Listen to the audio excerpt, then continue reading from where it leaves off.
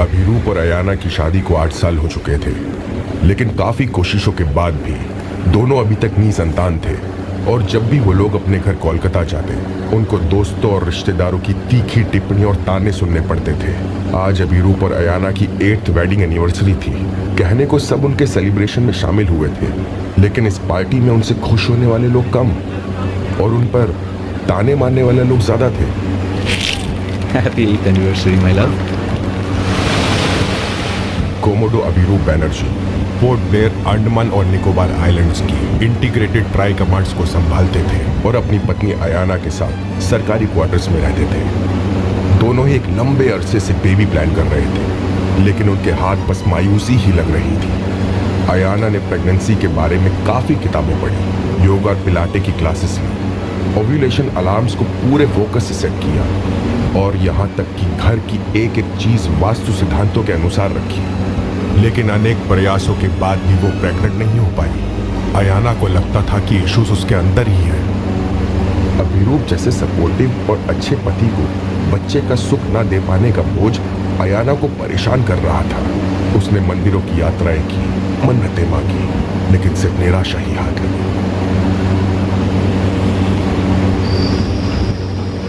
Calendar पर 14 मई 2004 की तारीख चढ़ चुकी थी और अभिरूप और अयाना के प्रेग्नेंट होने के प्रयास जारी थे। सुबह के 4 बज रहे थे। अभिरूप गहरी नींद में था कि तभी अयाना हाथ में प्रेगनेंसी किट लिए एक्साइटेड होकर उसके पास आई। अभी सुन, इसको देखो। क्या आपको भी मेरी तरह 2 लाइंस दिख रही हैं? देखिए, हाँ, क्या है, क्या हुआ? मैं माँ बनने जा रही हूँ। अभी आप पापा बनने वाले हैं। अभिरूप की आंखों में चमक आ गई। उसने तुरंत अयाना को गले लगाया। अगले ही दिन अभिरूप और अयाना ने कोलकाता में अपने दोस्तों और परिवार को फोन और SMS के जरिए खुशखबरी दी। बच्चे के आने की खुशी में दिन कैसे बीत रहे थे अयाना को पता ही नहीं चल रहा था। तभी एक दिन अयाना अकेले ही लेबर वार्ड में पसीने में भीगी दर्द से तड़प रही थी और रो रही थी। उसके पेट में इतना दर्द हो रहा था कि उसको सांस लेने में भी मुश्किल हो रही थी। शरीर में बनी ऐंठन से इतना तेज दर्द हुआ जैसे कि उसके कूल्हे की हड्डियां और उसकी पसलियां टूट गई हो। अभी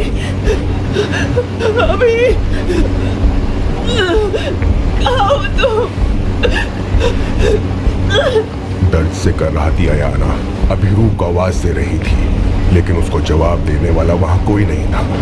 उसके चारों ओर मनहूसियत वाला सन्नाटा और गहरा अंधेरा था जो उसे किसी नर्क में होने का एहसास दिला रहा था। उसने गंदे ब्लैंकेट को कस के पकड़ लिया और रोने लगी। ब्लैंकेट के सुई जैसे तेज धागों से उसकी हथेलियां जख्मी हो गईं।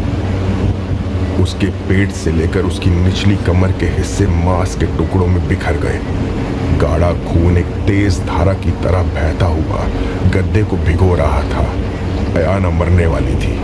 उसकी आंखें हमेशा के लिए बंद होने वाली थी। वो धीरे धीरे शांत हो गई और उसका शरीर सुन पड़ गया। उसने अपने बच्चे के रोने की आवाज सुनी और तभी अपने ऊपर घने अंधेरे में उसने एक अजीब सी परछाई देखी, मानो कोई आदमी उल्टा लटका हुआ हो।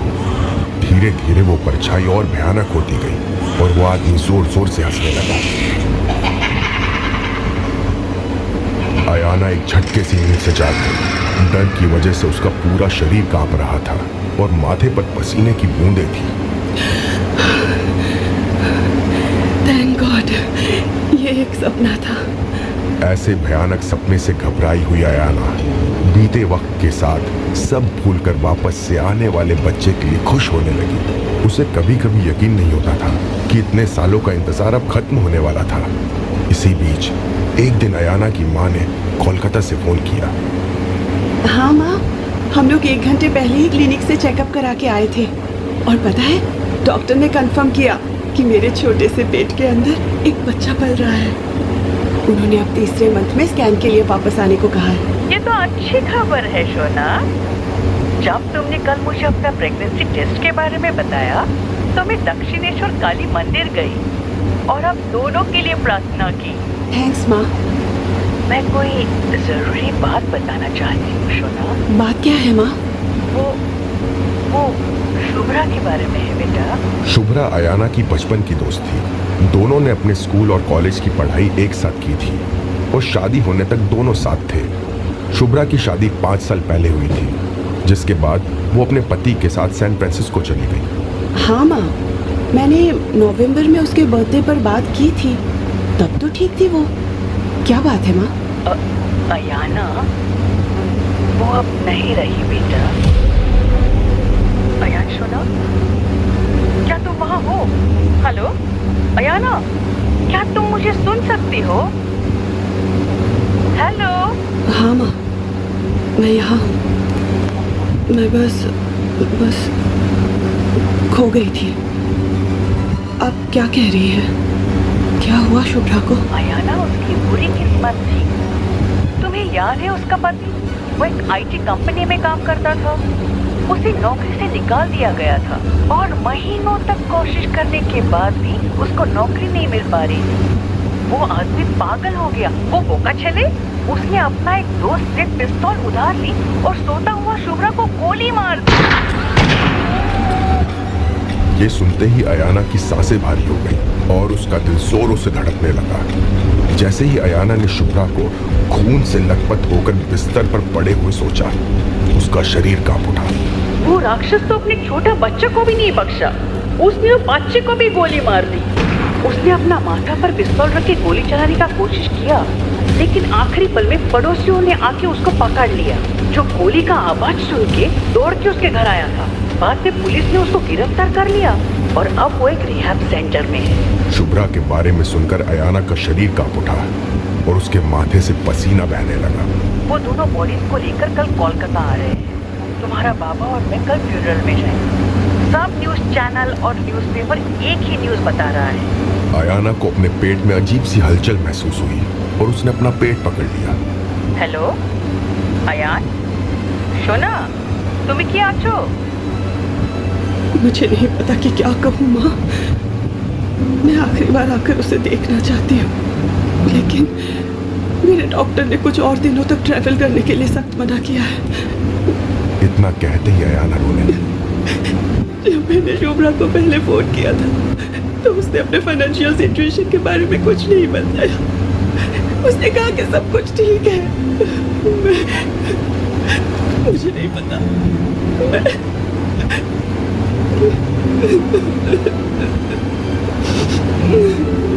अयाना शोना, तुम शांत हो जाओ। माँ का बात सुनो। ये समय तुम्हारा प्रेगनेंसी का बहुत जरूरी समय है। ऐसे में चिंता करने से तुम्हारा बच्चे पर असर पड़ेगा। मैंने सोचा था शुभ्रा के बारे में मैं तुम्हें नहीं बताऊंगी, लेकिन फिर लगा कि तुम दोनों इतना क्लोज फ्रेंड्स हैं, तो किसी और से पहले तुम्हें ये सब जानने का हक है, इसीलिए। अयाना की आंखों से आंसू बहे जा रहे थे। माँ से बात करने के बाद अयाना शुभ्रा को याद करके रोती रही। अभिरूप के ड्यूटी से लौटने पर अयाना ने उसे बताया कि कैसे बुरी किस्मत ने उसकी दोस्त को मौत के घाट उतार दिया। अभिरूप ये सुनकर स्तब्ध रह गया। उसे शुभ्रा का हंसता हुआ चेहरा याद आया जब वो उनकी शादी में आई थी। जैसे जैसे दिन बीतते गए, अयाना शुभ्रा के बारे में सोच सोचकर और परेशान होती गई। अयाना को बिल्कुल अंदाजा नहीं था कि उसके दरवाजे पर दुर्घटनाओं ने दस्तक देना शुरू कर दिया था। दिन बीतते गए और 4 जून 2004 की तारीख आ चुकी थी। शाम 6 बजे अभिरूप ऑफिस से जल्दी घर आया और अपना सूटकेस पैक करने लगा। आप कहीं जा रहे हैं? हैं कोलकाता के लिए मैं आज रात की लास्ट फ्लाइट ले रहा हूँ। कुछ इमरजेंसी है। मैं परसों तक वापस आ जाऊँगा। इतना जल्दी, ऐसे अचानक? क्या हुआ है? मैं भी आपके साथ आना चाहती हूँ। मुझे अकेला मत छोड़ो। है ना, अलीपुर में हमारे घर का कुछ स्ट्रक्चरल डैमेज हुआ है। अचानक छत टूट गई और जब ये सब हुआ तो सर्वेंट्स सारे ग्राउंड फ्लोर पर थे। बस माँ और बाबा फर्स्ट फ्लोर पर थे। सर्वेंट्स ने उन्हें पास के कमांड हॉस्पिटल में एडमिट कराया है। हे भगवान, कब हुआ ये सब? 1 घंटे पहले मेरे पास फोन आया। मैंने अपनी टिकट बुक की, छुट्टी के लिए अप्लाई किया और जितना जल्दी हो सका मैं यहाँ आ गया। अभी मैं भी उनसे मिलना चाहती हूँ। मैं अपने माँ बाबा को भी देखना चाहती हूँ। क्या मैं आपके साथ नहीं आ सकती? डॉक्टर ने तुम्हें ट्रैवल करने के लिए बिग नो कहा है ना? रिमेंबर? मुझे पता है तुम्हें कैसा लग रहा होगा। एक बार जब मैं पहुंच जाऊंगा तो माँ बाबा से कॉल पर तुम्हारी बात करा दूंगा। Okay, you will feel better. अच्छा, मैं अभी निकलता हूँ। Bye, take care. जैसे ही अभिरूप जाने के लिए मुड़ा, अयाना ने उसका हाथ पकड़ लिया। उसकी आंखों में आंसू छलक रहे थे। अयाना, मैं सिर्फ 2 दिन के लिए जा रहा हूँ। मैं हमारे छोटू के लिए बहुत जल्द वापस आऊंगा, ठीक है? अभी कुछ सही नहीं है। मुझे ऐसा लग रहा है जैसे कोई बुरी नजर हमारे पीछे पड़ी है, एक अमानवीय शक्ति जैसे। Come on, don't be silly. देखो, ऐसे बेकार थॉट्स को दूर फेंक दो और कुछ टीवी देख लो या कुछ अच्छा म्यूजिक सुन लो, सब ठीक हो जाएगा। अयाना प्रेगनेंसी के बाद अपनी जिंदगी में शुरू हुई अजीब दुर्घटनाओं से बेचैन थी। अभिरूप के कोलकाता पहुंचने के बाद अयाना ने अपने ससुराल वालों से बात की। वो लोग अब खतरे से बाहर थे। अयाना के शरीर में अजीब सेंसेशन होने लगी थी। भूख, एसिडिटी और दर्द ने उसे परेशान कर दिया था। रात में पेन किलर लेकर अयाना अपने बेड पर लेट गई। आधी रात में उसे एक धीमी और भयानक आवाज सुनाई दी जो किसी अनजान भाषा में कुछ कह रही थी।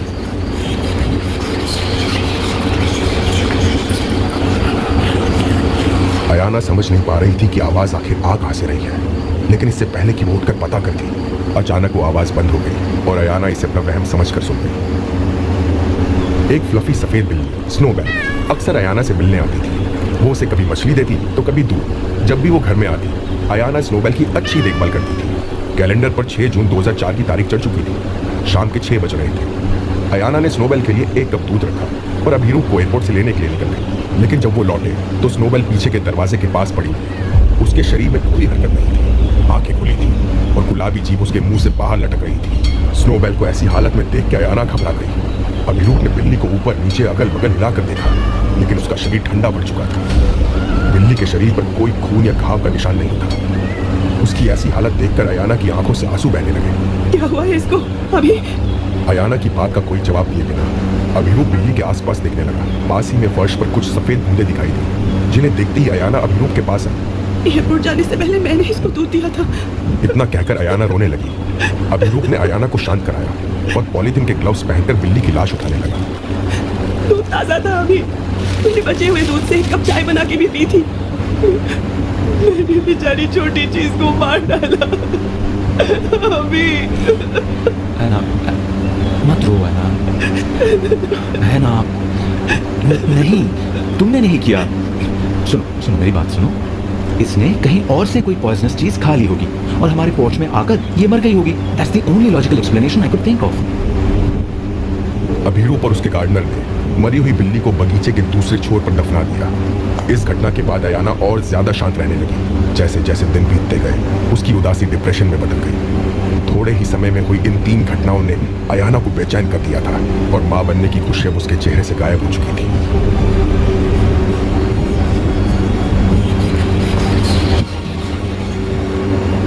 30 जून 2004 की दोपहर अभिरूप और अयाना चेकअप के लिए हॉस्पिटल गए।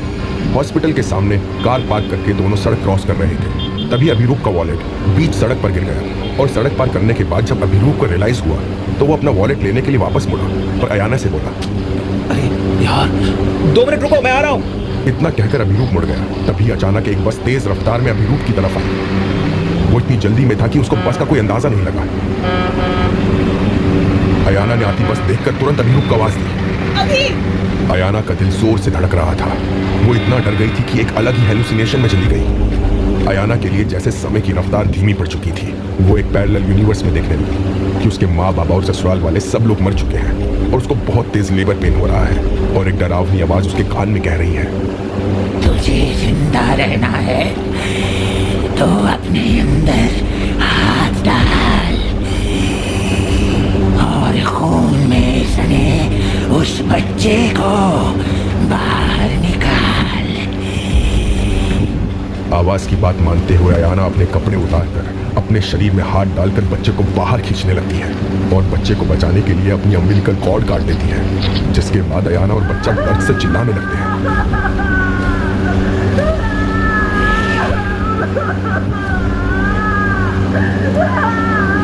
तभी बस का हॉर्न फिर से सुनकर अयाना हेलुसिनेशन से बाहर आ गई और अभिरूप की तरफ देखकर चिल्लाने लगी। अभी बस रफ्तार से अभिरूप के पास आई, लेकिन बस का बम्पर अभिरूप के माथे से टकराने से पहले ही अयाना की आवाज सुनकर अभिरूप पीछे हट गया। बस हॉर्न बजाते हुए अभिरूप के बालों को छूकर निकल गई। बस के इतना करीब से गुजरने की वजह से एक पल के लिए अभिरूप घबरा गया। फिर जाकर उसने अपना वॉलेट उठाया। अयाना दौड़कर अभिरूप के पास आई और रोते हुए उसके गले लग गई। अयाना और अभिरूप हॉस्पिटल में अंदर गए और डॉक्टर से मिले। गुड न्यूज, ट्विंस है। डॉक्टर के इतना कहते ही अयाना और अभिरूप बहुत खुश हो गए। वेट अ मिनट, क्या हुआ डॉक्टर? इसमें कुछ अजीब दिख रहा है। Something is not right. लेकिन इस चीज़ की कोई भी इंफॉर्मेशन इस 12th वीक के स्कैन रिपोर्ट में क्लियर नहीं आ सकती। 15 दिन और वेट करते हैं। तो 15 जुलाई को वापस आ जाना, तब मुझे अल्ट्रासाउंड और ECG रिपोर्ट्स चाहिए होंगी, ठीक है? सब ठीक है ना डॉक्टर? या for now it's all fine. Next visit पर कुछ टेस्ट होंगे, तब तक खुश रहें, अच्छा खाना खाएं और लिटिल बेबीज का ख्याल रखें। नेक्स्ट विजिट में मिलते हैं। डॉक्टर से मिलने के बाद अयाना और अभिरूप घर पहुंचे तो उनके नौकर ने बताया कि अयाना के मामा का 3 बार कॉल आ चुका है और अब 7:30 बजे फिर करेंगे। अयाना की नजरें घड़ी पर टिकी रही और हर बीतते पल के साथ उसकी एंजाइटी बढ़ती जा रही थी। वो बार बार टेलीफोन की तरफ देख रही थी। হ্যাঁ মামা, প্রণাম। আমি ভালো আছি। वो हम लोग डॉक्टर के पास गए थे ना, तो आपके कॉल्स नहीं ले पाई। फोन पर हुई बात के बाद अयाना अगले कुछ मिनट तक एकदम शांत खड़ी रही और उसने फोन रख दिया। उसके चेहरे पर बेचैनी दिखने लगी। अभिरूप चाय लेकर अयाना के पास पहुंचा, लेकिन अयाना को स्ट्रेस में देखकर उसने तुरंत पूछा, क्या हुआ है ना? माँ और पापा घर के पास ही साइकिल रिक्शा से कहीं जा रहे थे, तभी स्पीड में आती एक मोटर वैन ने उनके रिक्शा को टक्कर मार दी और रिक्शा 3 बार पलटा, जिसमें से वो गिर गई। माँ और पापा हॉस्पिटल में एडमिट है। माँ को होश नहीं आया है। वो कोमा में है। और अयाना अपनी बात पूरी करने से पहले ही बेहोश हो गई। उसके जमीन पर गिरते ही एक अमानवीय शक्ति ने जैसे उसकी गर्दन जकड़ ली और बेहोश होते होते अयाना को अजीब आवाजें सुनाई देने लगी।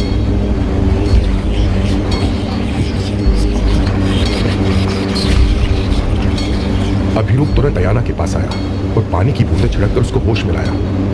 अयाना का फर्स्ट ट्राइमेस्टर खत्म होने वाला था और डॉक्टर ने हवाई यात्रा के लिए परमिशन दे दी थी। तो अभिरूप ने पूरी कोशिश की कि उसी रात को कोलकाता के लिए 2 टिकट्स बुक हो जाए, लेकिन बंगाल में आए साइक्लोन की वजह से अगले 2 दिन तक सभी फ्लाइट्स रद्द कर दी गई। अयाना और अभिरूप ने 1 हफ्ते रुककर प्लान चेकअप पूरा करने के बाद ही कोलकाता जाने का फैसला किया और 16 जुलाई की फ्लाइट बुक कर दी। तब तक अयाना के कजन ब्रदर और रिलेटिव्स उसके माँ बाबा की देखभाल करते रहे, लेकिन इस पूरे समय में अयाना का बस शरीर पोर्ट ब्लेयर में था, लेकिन उसका दिल कोलकाता में धड़कता रहा। दिन बीतते गए और 15 जुलाई 2004 का दिन आ गया। अयाना और अभिरूप डॉक्टर के पास पहुंचे।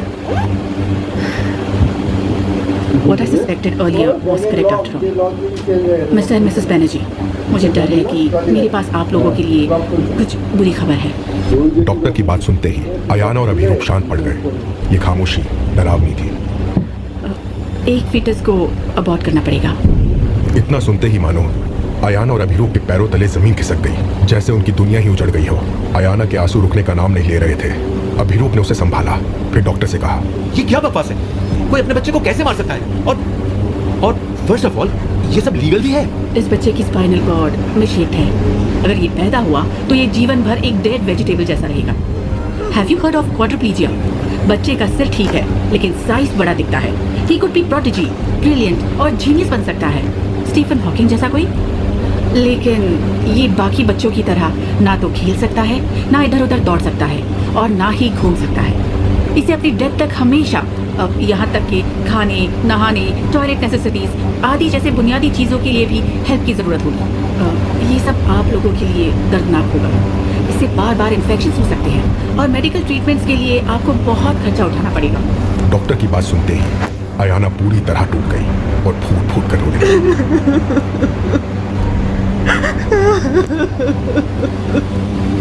सुनिए, ये एक यूनिक केस है। सिर्फ वो प्रॉब्लमेटिक बच्चे को अबॉर्ट करने में कोई समस्या नहीं होनी चाहिए। कम से कम आपका एक और बच्चा है जो स्वस्थ है। जुड़वा फीटस का होना तो हमारी फेवर में है। हमें ये कब तक करना होगा डॉक्टर? और इसका प्रोसीजर क्या है? 5th मंथ से पहले करेंगे तो बेटर है। 20 हफ्ते के बाद it be impossible. The procedure is effortless. आजकल मेडिकल टेक्नोलॉजी में काफ़ी इम्प्रूवमेंट्स आ चुके हैं।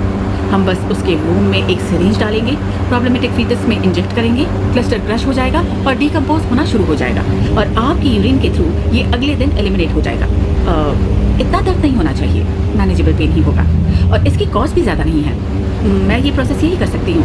हमारे पास यहाँ सारी फैसिलिटीज अवेलेबल हैं। डॉक्टर से हुई इस विजिट के बाद अयाना डिप्रेशन में चली गई और घर आकर अकेले में रोती रही।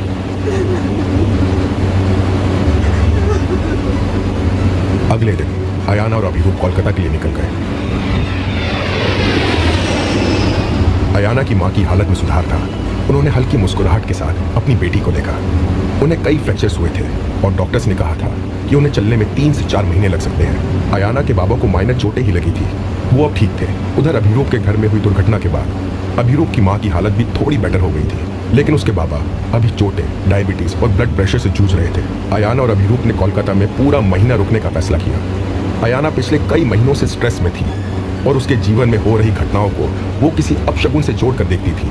उसने अपने बाबा से, जो कि पूजा पाठ और तंत्र विद्या में विद्वान थे, उसके भाग्य और दुर्भाग्य के बारे में उनके तरीके से जांच करने को कहा। तेरा बात सही हो सकता है, मैं देखता हूँ। अयाना के बाबा अपनी बेटी के दुर्भाग्य और अपशगुनों की बात सुनकर पूजा घर में चले गए। उन्होंने अयाना की कुंडली तैयार की और साथ ही 2 अलग अलग कुंडली बनाई होने वाले जुड़वा बच्चों की।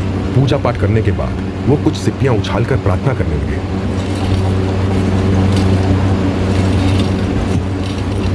कुछ घंटों के बाद अयाना के बाबा ने उसे बुलाया। तुम सही थी अयाना, तुम्हारा एक बच्चा शैतान है, एक राक्षस है। मैं इस चीज को राक्षस भी नहीं कह सकता, ये उससे भी कहीं अधिक भयानक और खतरनाक है। तुम शैतान को धारण कर रही हो। बाबा की बात सुनकर अयाना स्तब्ध रह गई। उसके ऊपर मानो आसमान फट पड़ा हो। अयाना के बाबा ने बताया कि उसके बच्चे को उसकी आत्मा के द्वारा एक अमाद्य शक्ति ने वश में कर लिया था। ये तुम्हारा दुर्भाग्य ही है। अगर ये बच्चा पैदा हुआ तो ये शैतान तुम्हारे जीवन की हर चीज उजाड़ के रख देगा, पूरे जीवन को बर्बाद कर देगा। मुझे आश्चर्य है कि इसी वजह से तुम लोगों को अब तक कोई शारीरिक नुकसान नहीं पहुंचा है। ये बच्चा इस दुनिया में तूफान लाएगा। अयाना ने अपने बाबा को उसकी एबनॉर्मल मेडिकल कंडीशंस के बारे में बताया और बताया कि डॉक्टर ने कहा है कि एक ही सॉल्यूशन है, उस बच्चे को अबॉर्ट करना। उत्तम, बढ़िया। भगवान अभी भी हमारे साथ है। ये भयानक प्राणी एक शैतानी है अयाना, इसमें कोई शक नहीं। तुम्हारे पास इस शैतान को खत्म करने के एक मौका है, इसमें संकोच ना करो। उस बच्चे को खत्म कर दो, फिर दिखना चीजें बेहतर होने लगेंगी। उधर अभिरूप के घर में उसके बाबा की खराब तबीयत के चलते मृत्यु हो गई। इस खबर ने अभिरूप और अयाना दोनों को हिलाकर रख दिया।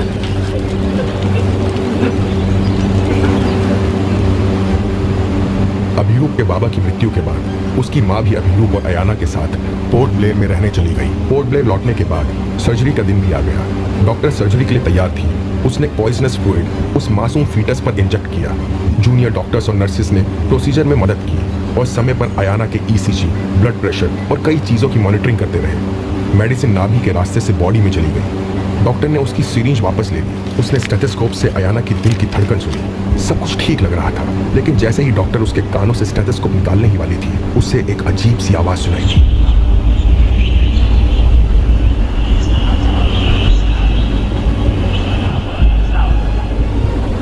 उसने सुनने के लिए अपने स्टेथोस्कोप ट्यूब को वापस अपने कानों में प्लग कर लिया, लेकिन अजीब सी आवाज सुनकर डॉक्टर भी हैरान रह गए। ये कौन सी खतरनाक आवाज है? हार्ट बीट समझ में आती है, लेकिन ये क्या है? क्या मरने वाला बच्चा मुझसे बात करने की कोशिश कर रहा था? कुछ दिनों के बाद अयाना ने अपने बाबा को फोन किया।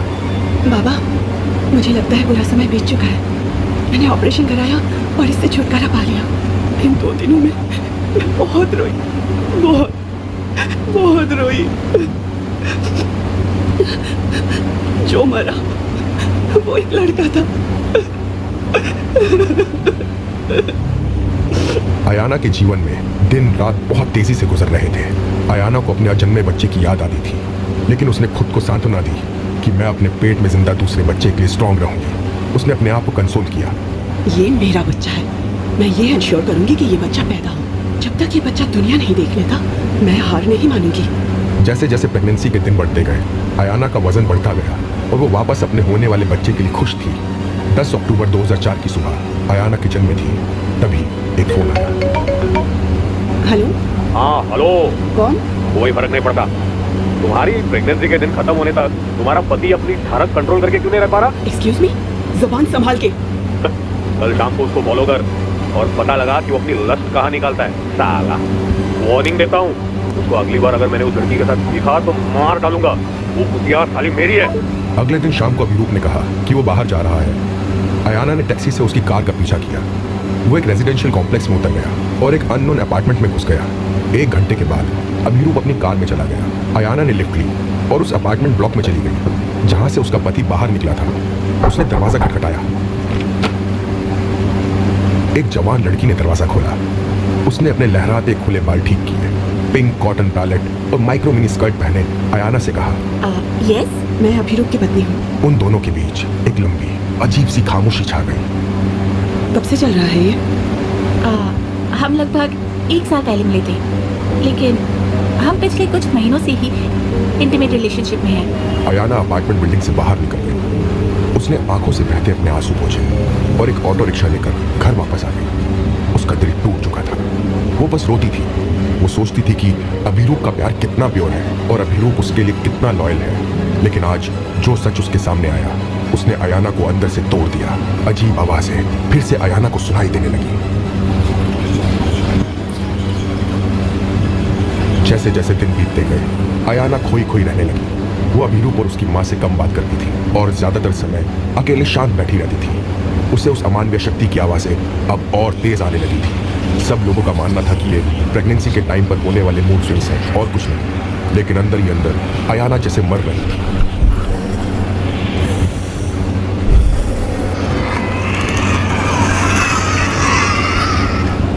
वो आवाज तेज गुर्राने लगी, फिर हंसने लगी और चिल्लाने लगी।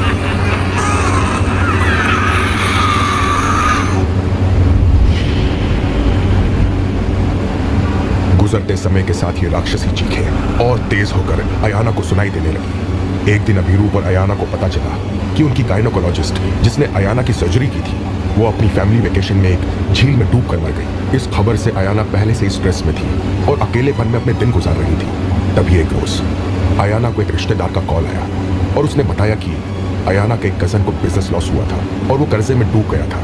फिर एक दिन उसने और उसके परिवार ने मास सुसाइड कर ली। अयाना चारों तरफ से बेचैनी और मायूसी के अंधेरे में घिर चुकी थी। वो किसी से भी कोई बात नहीं करती थी और अब दिन में कई बार उसे वो राक्षसी आवाजें सुनाई देने लगी थी। अभिरूप से भी अयाना का रिश्ता कुछ खास नहीं चल रहा था। तभी एक दिन पोर्ट ब्लेयर पुलिस ने अभिरूप को कांटेक्ट किया और बताया कि उसकी स्पेशल फ्रेंड की लाश पोर्ट ब्लेयर के एक 5 स्टार होटल में मिली थी और सस्पेक्ट्स में अभिरूप भी है। अभिरूप ने अपने कॉन्टेक्ट्स और पैसे का यूज करके ये सुनिश्चित किया कि पुलिस इन्वेस्टिगेशन या किसी भी FIR में उसका नाम ना आए। लगातार हो रही इन अशुभ घटनाओं के चलते अयाना पूरी तरह डिप्रेशन में जा चुकी थी। अभिरूप भी अयाना की ऐसी हालत देखकर परेशान रहता था। एक दिन अभिरूप चाय लेकर अयाना के पास आया। अयाना, जो भी हुआ, बिलीव मी, जो भी हुआ, आई एम रियली सॉरी। मुझसे तुम्हारी ऐसी सिचुएशन देखी नहीं जाती। तुम ऐसे शांत रहती हो, किसी से कोई बात नहीं करती हो। Just wanna say, सब ठीक होगा and I'm always with you. Abhiroop की बात का अयाना ने कोई जवाब नहीं दिया। वो अपने में ही खोई रही। अभिरूप आगे कुछ कहता, इससे पहले ही घर का एक नौकर दौड़ते हुए अंदर आया और उसने बताया कि घास काटते वक्त गार्डनर ने गलती से रिवर्स गियर डाल दिया और घास काटने वाली मशीन उसके ऊपर से निकल गई और उसके दोनों पैर कट गए। ये खबर सुनते ही अयाना और अभिरूप दोनों दौड़कर गार्डन में गए और खून में सने गार्डनर को देखकर उनके होश उड़ गए। अयाना चक्कर खाकर गिरते गिरते बची। अभिरूप ने तुरंत एम्बुलेंस बुलाकर गार्डनर को हॉस्पिटल में एडमिट करा दिया। अब तक अयाना का जीवन पूरी तरह से डिप्रेशन और अकेलेपन में डूब चुका था। बीतते समय के साथ उसके आंसू भी सूख गए थे। अब उसे भूख लगना और नींद आनी भी बंद हो गई थी। जैसे जैसे उसकी डिलीवरी की तारीख नजदीक आ रही थी, वो हर गुजरते पल के साथ और शांत पड़ती जा रही थी, मानो कोई जिंदा लाश हो। और दिन भर आती भयानक आवाजों की वजह से वो हर समय डरी सहमी रहने लगी थी। 25 दिसंबर 2004 की तारीख थी। अयाना को अचानक लेबर पेन महसूस हुआ। उसे लग रहा था जैसे हजारों हाथ उसके पेल्विस को चुभ रहे थे। आधी रात को बाहर होती भारी बारिश और तूफान ने एक डरावना मंजर बना दिया था। टीवी चैनल्स पर सब प्रार्थना कर रहे थे। अयाना का दर्द बढ़ता जा रहा था और सांस फूलती जा रही थी।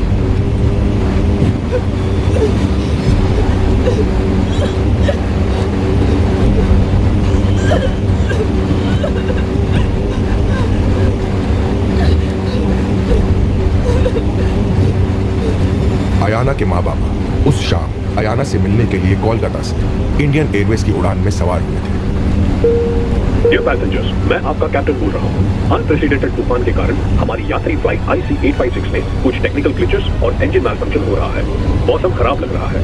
हम इस समय 33,000 फीट सी लेवल के ऊपर हैं और 385 माइल्स पर आवर स्पीड पर यात्रा कर रहे हैं। बे ऑफ बंगाल समुद्र की विजिबिलिटी नहीं है। ये टेम्परेरी टर्बुलेंस सिर्फ थोड़ी देर के लिए हो। Sit back and relax. भारी बारिश और तूफान के चलते विमान बे ऑफ बंगाल में क्रैश हो गया। उधर अभिरूप निकोबार आइलैंड्स के तट पर एक नेवी टीम ऑपरेशन संभाल रहा था। इंडियन वाटरवेज के अंदर एक चाइनीज जहाज की घुसपैठ ने उन्हें व्यस्त कर दिया। उसको अयाना का फोन आया। अयाना की हालत जानने के बाद उसने अपनी माँ से अयाना को हॉस्पिटल ले जाने को कहा और सुबह सबसे पहले वहां पहुंचने का वादा किया। अयाना घर के बाहर कैब में बैठी थी और उसके दिमाग में अजीब अजीब ख्याल आ रहे थे। डर से उसकी सांसें ऊपर नीचे हो रही थी।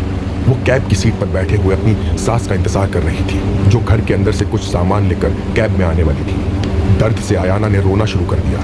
विंडशील्ड में से उसने बादलों में मुस्कुराता हुआ शैतान का चेहरा देखा, जो कुछ सेकंड्स में ही गायब हो गया। तूफान और तेज हो गया था। आसपास के पेड़ मानो उखड़ने वाले थे।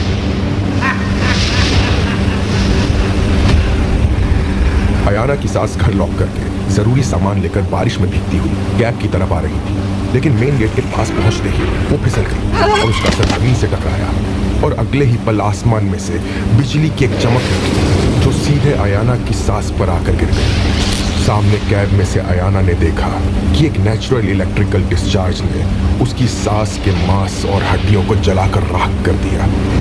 इस भयानक मंजर को देखकर अयाना की आवाज तक नहीं निकल पाई। कुछ सेकंड्स तक उसकी आंखें फटी रह गईं और फिर एक चीख के साथ वो जोर जोर से रोने लगी। अयाना ने अपनी टैक्सी के पीछे का दरवाजा खोला। तेज हवा और बारिश का पानी जोर से उसके चेहरे से टकरा रहा था। उससे कुछ मीटर की दूरी पर ही एक और बिजली जमीन पर गिरी। अयाना डर से सहम गई और सुन्न होकर खड़ी रह गई। तभी कैब ड्राइवर ने उसे आवाज दी, मैडम तूफान बढ़ रहा है, हमें चलना चाहिए। अयाना टैक्सी में फिर से बैठ गई। अयाना सारी उम्मीदें खोकर टूट चुकी थी। एक चीज जो उसे जिंदा रखे हुई थी वो था उसका अजन्मा बच्चा और उसके लिए प्यार। कैब तेज बारिश में पानी को चीरते हुए हॉस्पिटल पहुंची। 26 दिसंबर की तारीख कैलेंडर पर चढ़ चुकी थी और सुबह 4 बजे इमरजेंसी रूम में अयाना दर्द से कर्रा रही थी।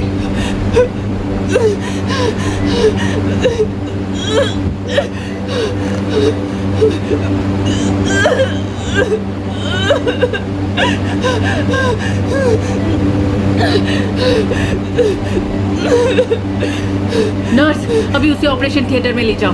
नॉर्मल डिलीवरी इम्पॉसिबल लग रही है। अगर हम सिजेरियन नहीं करेंगे तो हम दोनों को खो सकते हैं।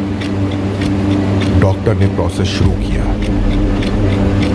Doctor, she is losing a lot of blood. Umbilical cord बच्चे के गले में सिमट गया है। हम सही रास्ते पर हैं क्योंकि बच्चा बिल्कुल ठीक है। Don't lose your focus guys. सुबह 6:28 पर अयाना ने अपने बच्चे के रोने की आवाज सुनी।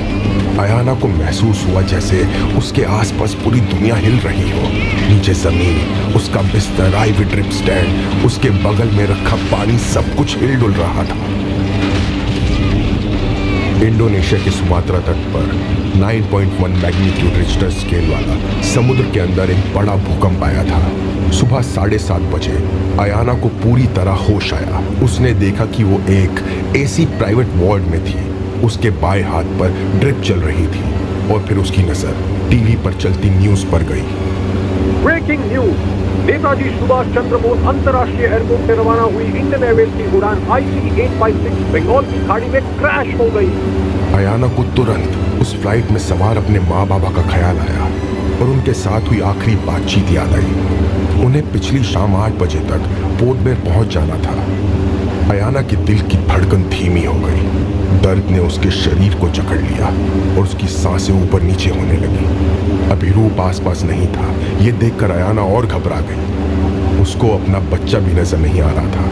तभी उसका ध्यान टीवी पर चलती अगली न्यूज पर गया। इंडियन स्टैंडर्ड टाइम के हिसाब से सुबह लगभग 6:30 बजे सुमात्रा द्वीप के पश्चिमी तट पर इंडियन ओशन में तीव्र भूकंप आया, जिसकी तीव्रता रिक्टर पैमाने पर टीवी पर 9.1 बताया मापी गई। गया समुद्री तूफान का समय वही था जो उसके बच्चे के जन्म का समय था। अयाना का दिल डर से दहल उठा, लेकिन दवाओं के असर से वो फिर से गहरी नींद में जाने लगी और नींद में जाते जाते उसकी आंखों से आंसू गिरते रहे। समुद्र में उठा तूफान मानव इतिहास में अब तक दर्ज की गई सबसे घातक सुनामी थी। दिन में 12 बजे अयाना को एक बार फिर होश आया और होश में आते ही उसने टीवी पे न्यूज़ देखी, जिसमें रिपोर्टर्स और जर्नलिस्ट बात कर रहे थे कि कैसे समुद्र में उठी सुनामी ने न केवल अंडमान और निकोबार बल्कि पूरी दुनिया के कई हिस्सों को अपनी चपेट में ले लिया।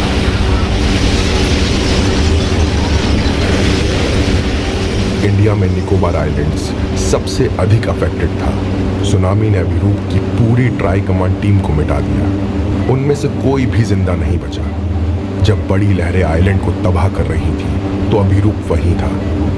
अयाना अपने पति को डूबते हुए और मरते हुए देख सकती थी। उसके दिल की धड़कनें बुरी रफ्तार से धड़क रही थी। वो भयानक आवाजें भी वापस आ गई और इस बार वो उस भाषा में बात कर रही थी जो अयाना समझ सकती थी।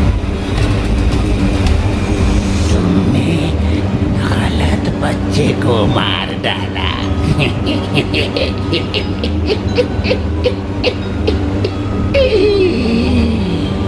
मुझे मारना था, इसके बजाय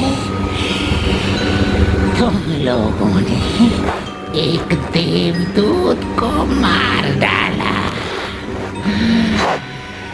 और जिसे मरना था वो पहले से ही यहाँ है।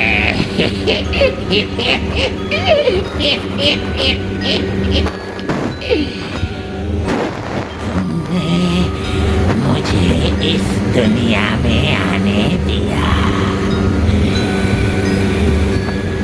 इसलिए मैं विनाश लेकर आया हूँ।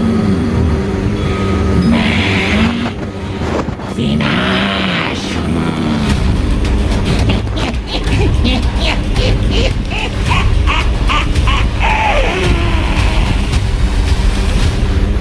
अयाना ने अपना सर बाईं ओर घुमाया जहां से ये आवाजें आ रही थी। उसे एक क्रैडल दिखाई दिया और उसमें उसका नवजात शिशु वो एक लंबे अरसे से एक बच्चे के लिए विश कर रही थी और अब वो उसके पास था। एक पल के लिए वो अपना सारा दर्द भूल गई।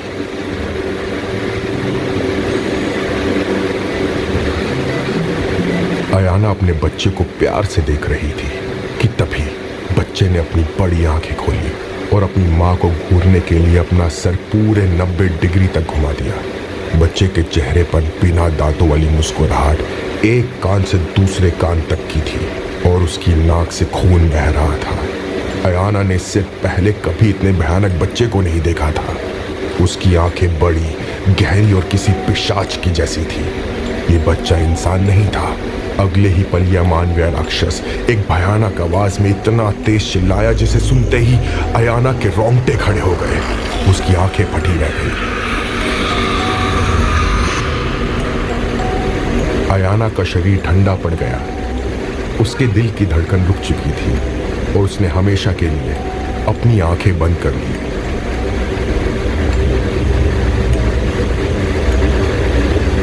उसके बाद सालों बीत गए और उस बच्चे का क्या हुआ आज तक किसी को नहीं पता। फिर एक रोज 3 अक्टूबर 2023 की दोपहर दिल्ली और एनसीआर में भूकंप के झटके महसूस किए गए। 6.2 मैग्नीट्यूड की तीव्रता से आए इस भूकंप का सेंटर नेपाल था, लेकिन इसके झटकों ने दिल्ली में भी लोगों को बिल्डिंग से निकालकर सड़कों पर आने के लिए मजबूर कर दिया। झटके इतनी तेज थे कि मेरे ऑफिस की टेबल चेयर तक हिलने लगी थी। भाई मेरा तो लैपटॉप गिरते गिरते बच गया। जहां एक तरफ लोग भूकंप के झटकों से हैरान और डरे हुए थे, वहीं थोड़ी दूर खड़ा एक लड़का चेहरे पर एक गहरी मुस्कान लिए चारों तरफ का मंजर देख रहा था। उसे ऐसे शांत खड़े हुए मुस्कुराता हुआ देखकर एक आदमी हैरान होकर उसके पास आया। भाई चारों तरफ अफरा तफरी मची है और तू हंस रहा है। हर घटना को देखने का अपना अपना नजरिया होता है। तुम्हारे लिए ये अफरा तफरी है और मेरे लिए प्रकृति के द्वारा किया गया मेरा स्वागत। एक गहरी लेकिन डरावनी अमानवीय आवाज ने उस आदमी के दिल की धड़कनें बढ़ा दी। उसने डरते हुए पूछा, आपका नाम क्या है? विनाश।